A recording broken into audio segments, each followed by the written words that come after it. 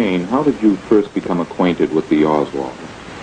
I met them through friends at a party last winter, and then saw more of Marina later. I was interested in talking with her because I was trying to learn the language. Then later, they had financial difficulties when he lost his work, and eventually led to my inviting her to live with me in Dallas while she was waiting for her baby that was born in October, and to stay on a couple of months with me, just as one woman with another can help when babies are small. And then I think they expected to get an apartment together when they could afford it, say after Christmas sometime. Where were you with Mrs. Oswald when the news of the president's death came? We were both sitting on the sofa. We had been watching the morning proceedings on the television, and I translated to her when I heard it that he had been shot and the blood spurted from him. And I was crying and she was very upset. Indeed, this was our condition when men came from the police department in Dallas. And that was the first that we had any indication that her husband was associated with this tragic event. She said to me after we had been at the police station, she could not imagine her husband doing anything of this sort. He never said anything that she heard derogatory about the president. Indeed, her opinions had been formed much by what he said to her in translation from the news media, and her opinion was very favorable. I think she felt, as we all do, that the terrible loss to our nation and to the world. In the meetings in which you encountered Mr. Oswald, did you ever feel that something like this would transpire? No, not at all. I saw him as he came to visit her here. He was then a husband and father, played with his little girl, helped feed her supper. I still can't imagine that he could do anything as violent, as premeditated as he must have done. I think if he planned it ahead, it was planned on very short notice, that he suddenly realized he had an opportunity to no longer be a little guy, but to be someone extraordinary. I think probably I will always have terrible if-only feelings, along with many Secret Service men and many people of the nation, anyone who's ever had any contact with these people, to say, if only I had done something. But this was, as far as I was concerned, utterly without warning, utterly, to me yet, without explanation. Mrs. Paine, you have been reluctant to speak to television cameras before this evening. Is there any particular reason for that? Yes, I think it's a terrible thing to judge a man before he is brought to trial. And in this case, it's a very difficult thing not to do. The evidence was so incriminating, and just as we, all of us, the nation, saw it on the television, I began to wonder how they would ever get a jury that could give him an impartial trial. But now, of course, he's dead. He has been, in effect, judged quickly and hanged. And there's no question of prejudicing people by what we say now. The difficulty of saying anything that wouldn't tend to prejudice an entire nation already very upset and wanting to, quite rightly, to bring to justice as soon as possible the man who'd done this terrible thing. I felt the more attention was given this man, Lee Oswald, the less were the chances of of due process being carried out, of his having a trial in which he would be innocent until proved guilty at that trial, which is always a problem. What type of a man did you picture Lee Harvey Oswald as? I saw him primarily as the father here. He was quiet, hard to get to know at first. I didn't feel I knew him well at all until I did see how much he was concerned about his finances when he was out of work and got his last unemployment check and had no signs of a job ahead of him, and a baby on the way.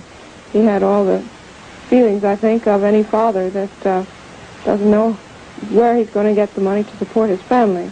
And of course it was this difficult economic situation that brought about the fact that I offered my help as a woman to Marina while she was expecting her child. I didn't see him as a fanatic or a person about to do a wild thing, or even who could. I was surprised to learn that he had a gun. Was there any particular reason, do you feel, why he couldn't find work up until that time? Was he flustered? Well, the main reason, I think, is that he had only a high school education, did not have a license to drive a car, which limited where he could apply and the kind of work he could do. And there are a good many unskilled unemployed in Texas now. So that it just really was difficult. I don't think it was a matter of his political views that interfered with his finding a job. Do you think his past problems at 20 years old going to the Soviet Union, did he ever indicate that this may have had something to do with his lack of employment? I wondered myself whether it did. I think it might have had something to do with his being fired. I don't think it had anything to do with his not being hired. This is not something a person looking for a laborer looks into. He wasn't applying to jobs that would require security clearance or anything looking into his past. He was simply looking for a minimum wage and a salary to keep his family on. What type of work did he enjoy most doing? He did enjoy doing some photographic layout work that he had been doing in Dallas. He didn't talk much about his work. Indeed, we talked very little, he and I together. I saw him here, but we had little opportunity and little inclination, really, to talk to one another. You were in very few social commitments with him or in social circles, but did he at any time indicate any overboard feelings one way or the other in talking with people? I did feel that he was very rigid in his thinking about some doctrines that I cannot understand at all. I do think he was a book Marxist, had read the books and thought that this was the way it should be, that capitalism was a bad system. I felt as he talked that there's no point in arguing with this man. If he thinks that he is out to be exploited, I think that's more the comment of a man who feels a little bit persecuted by life than a rational and a point that he could substantiate in fact. I just observed to myself, here's a man who feels that life has been tough and he hasn't got a proper deal out of it. I hoped that he might feel that life was generous. I hoped indeed that he might feel some generosity here in what he received from me for his wife.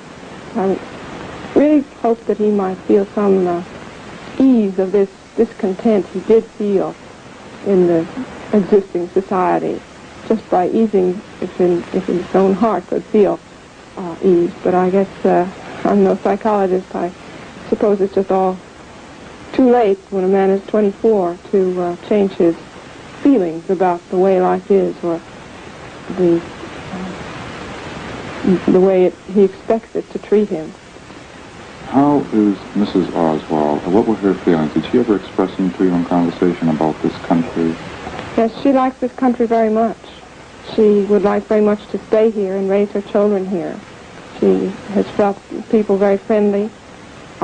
She's a person who would easily make friends if she knew the language, and I think as she learns the language will make friends. Of course, this event will make a great problem for her there. But she expressed to me Friday evening after we had come from the police station that she was very worried that this might prevent her staying in the United States. She would prefer to stay here. Mrs. Paine, has Mrs. Oswald ever encountered any anti-Russian feeling here in the United States? No, she said people were universally very kind to her. She was very impressed with the neighborliness of this street and the way my neighbor would offer something for the baby or bring back something I'd loaned to her. This very natural friendliness and generosity with one's own goods. In Russia, things are harder to come by. You can't always go to the store and get baby shoes when you want them. They're just not there to be bought. And here, you can not only go to the store and buy them when you want them, but friends and neighbors offer you the loan of many things. And she was very happy to see this kind of generosity so much in evidence before her. At one time, people had speculated, as this case developed, that because Mr. and Mrs. Oswald were living apart, that there were marital difficulties. Did you feel that this was the case, or did you ever see anything like that? They did quarrel some, but I felt that was the quarreling that happens in many marital relations, that they did want to get an apartment when it was financially feasible for them. He was glad, I think, that she could be with another woman during the time of the birth of the baby and when the baby was so small. But there were no real marital difficulties that I knew of between them. Did Lee Oswald ever express his feelings about the Soviet Union when he came back? Did he reminisce about the things he had seen there? I heard him speak once at the same party where I first met him and his wife. Talked to the group there about having been there. I recall he was critical, or at least talked about the censorship that he experienced there, letters from his brother that he never got, learned later about. But